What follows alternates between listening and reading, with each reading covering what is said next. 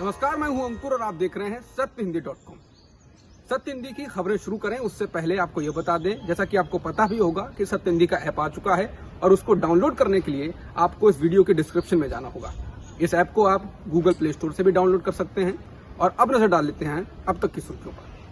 उत्तर प्रदेश से एक के बाद एक उत्पीड़न की वारदातें सामने आ रही हैं। अब यूपी के कानपुर देहात के अकबरपुर इलाके के अगू कमालपुर में एक दलित की बेरहमी से पिटाई की घटना सामने आई है। इस घटना का वीडियो भी वायरल हो रहा है। वीडियो में साफ देखा जा सकता है कि दबंग एक दलित युवक से उसकी जाति पूछते हैं और जैसे ही दलित युवक अपनी जाति बताता है, वहां मौजूद लोग उसको डंडों, लात, घूंसों से बेरहमी से पीटना शुरू कर देते हैं। इतना ही नहीं, आरोपियों ने पीड़ित को पीट कर अधमरा कर दिया और बाद में खंबे से बांधकर पीड़ित के प्राइवेट पार्ट पर भी डंडों से हमला किया। पीड़ित व्यक्ति को अस्पताल में भर्ती कराया गया है। वहीं पुलिस ने इस मामले में केस दर्ज कर एक आरोपी को गिरफ्तार किया है। बाकी की तलाश जारी है।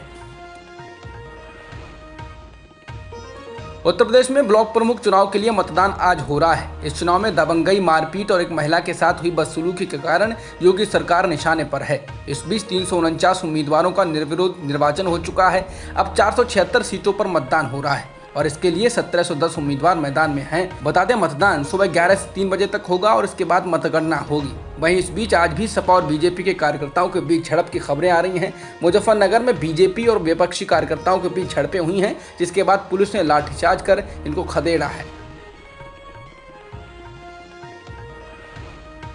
यूपी ब्लॉक प्रमुख चुनाव को लेकर समाजवादी पार्टी ने कहा है कि ब्लॉक प्रमुख और जिला पंचायत अध्यक्ष के चुनाव में बीजेपी सरकार ने जमकर धांधली की है और वह इसके खिलाफ 15 जुलाई को राज्य भर में प्रदर्शन करेगी। इस दौरान प्रदेश के सभी तहसील मुख्यालयों पर पार्टी के कार्यकर्ता प्रदर्शन करेंगे और राज्यपाल के नाम ज्ञापन देंगे। पार्टी ने कहा कि वह बढ़ती महंगाई, बिगड़ती कानून व्यवस्था, नौजवानों की बेरोजगारी, किसानों के ऊपर थोपे जा रहे कृषि कानून, स्वास्थ्य सेवाओं की बदहाली और कार्यकर्ताओं पर फर्जी मुकदमे लगाने के मुद्दों को भी इस दौरान उठाएगी।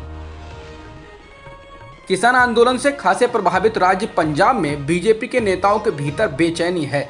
पंजाब में पार्टी के वरिष्ठ नेता और पूर्व मंत्री अनिल जोशी ने बीते दिनों कहा था कि किसान आंदोलन का हल नहीं निकला तो बीजेपी के नेता अपने घरों से बाहर नहीं निकल पाएंगे। उनके ऐसे ही कुछ और बयानों को लेकर पार्टी के पंजाब अध्यक्ष अश्विनी शर्मा ने उन्हें मंगलवार को कारण बताओ नोटिस भेज दिया है।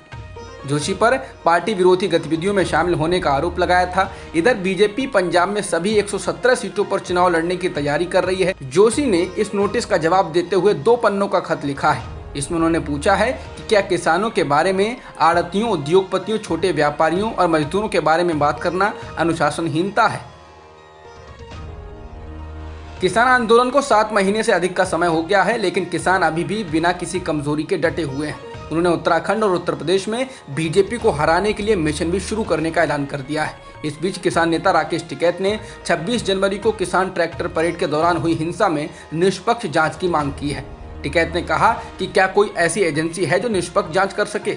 अगर नहीं तो क्या हमको इस मामले पर संयुक्त राष्ट्र का दरवाजा खटखटाना होगा?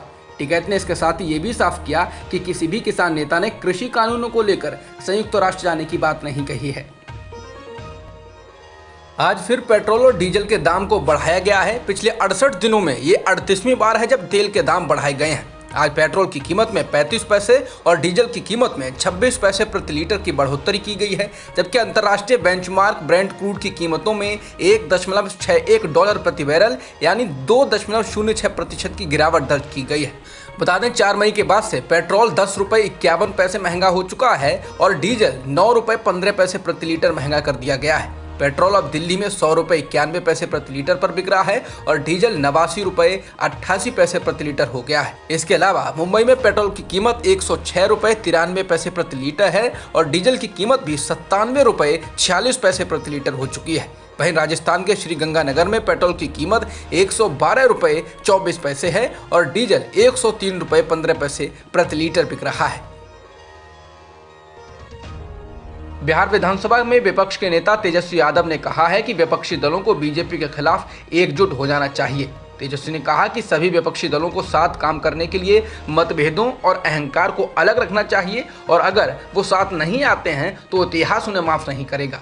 इंडियन एक्सप्रेस से बात करते हुए तेजस्वी यादव ने कहा कि देश में असल मुद्दों की कमी नहीं है और हमको इन्हीं मुद्दों के हिसाब से रणनीति बनानी होगी।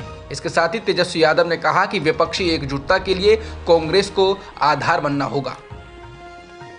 तेजस्वी यादव ने विपक्षी एकता पर बात करते हुए कहा कि ममता बनर्जी, अखिलेश यादव और शरद पवार जैसे नेता भारत की वर्तमान स्थिति को लेकर चिंतित रहते हैं और वो समय समय पर बोलते भी रहते हैं, लेकिन इन नेताओं को एक टीम बनाकर अलग अलग राज्यों में यात्रा करने की जरूरत है।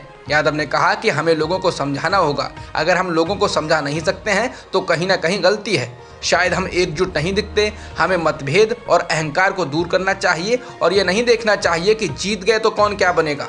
देश बचेगा तो कोई ना कोई उसका नेता होगा, लेकिन अगर बीजेपी के लोग ज्यादा दिन तक रहे तो देश का कुछ नहीं बचेगा। जनसंख्या नियंत्रण को लेकर योगी सरकार ने यूपी जनसंख्या विधेयक 2021 का ड्राफ्ट तैयार कर लिया है।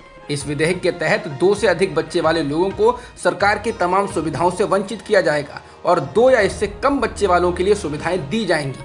इस विधेयक पर 19 जुलाई तक जनता से राय मांगी गई है। इसके बाद उत्तर प्रदेश के राज्य विधि आयोग जनता की राय पर विचार करने के बाद राज्य सरकार को सौंप देगा। इस ड्राफ्ट के मुताबिक 2 से अधिक बच्चा होने पर सरकार नौकरियों में आवेदन से लेकर स्थानीय निकाय चुनाव लड़ने तक पर रोक लगा सकती है। बता दें, इससे पहले बीजेपी शासित असम में भी इसी प्रकार का कानून लाया जा रहा है। मोदी मंत्रिमंडल के 78 मंत्रियों में से 33 मंत्री यानी 42% मंत्रियों पर आपराधिक मामले चल रहे हैं। एसोसिएशन फॉर डेमोक्रेटिक रिफॉर्म्स यानी ADR की रिपोर्ट के अनुसार इन 42% नेताओं ने अपने खिलाफ आपराधिक मामले होने की घोषणा की है। इनमें से 4 पर हत्या के प्रयास से संबंधित मामले भी हैं। इसके अलावा 24 यानी 31% मंत्रियों ने हत्या के प्रयास, डकैती आदि समेत गंभीर आपराधिक मामलों की घोषणा की है। मोदी कैबिनेट के 90% सदस्य करोड़पति हैं। उन्होंने जो संपत्ति बताई है उसमें करीब 90% मंत्रियों ने अपनी संपत्ति 1 करोड़ से अधिक बताई है, जिसमें ज्योतिरादित्य सिंधिया ने अपनी संपत्ति 379 करोड़ की बताई है, पीयूष गोयल ने 95 करोड़, नारायण राणे ने 87 करोड़ से अधिक, राजीव चंद्रशेखर ने 64 करोड़ से अधिक बताई है। इसके अलावा प्रतिमंत्री की औसत संपत्ति 16.24 करोड़ रुपए है। हरियाणा बीजेपी प्रवक्ता सूरजपाल अमू के जहरीले बयानों के बाद भी अभी तक उन पर कोई कार्रवाई नहीं की गई है। पटौदी में हुई महापंचायत में 100 से अधिक पुलिसकर्मियों की मौजूदगी में अमू ने एक धर्म विशेष को लेकर कहा था कि वो अपनी मूछें काटते हैं, हम उनका गला काटेंगे। अमू ने कहा था कि हम उनको चुन चुन कर ठोकेंगे। अमू का पूरा भाषण ही जहरीला था, लेकिन उसके बावजूद भी पुलिस ने अभी तक अमू के खिलाफ कोई कार्रवाई नहीं की है।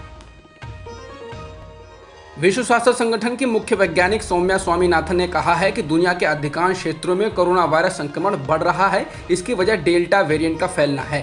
उन्होंने कहा कि कुछ देशों में टीकाकरण के कारण गंभीर मामलों और अस्पताल में भर्ती होने के मामलों में कमी आ रही है, लेकिन दुनिया के बड़े हिस्से में ऑक्सीजन की कमी, अस्पताल के बिस्तरों की कमी और अधिक मृत्यु दर का सामना करना पड़ रहा है। स्वामीनाथन ने कहा कि पिछले 24 घंटों में ही 5 लाख के करीब नए मामले सामने आए हैं और लगभग 9,300 मौतें हुई हैं। इससे पता चलता है कि अब ये महामारी धीमी नहीं हो रही है।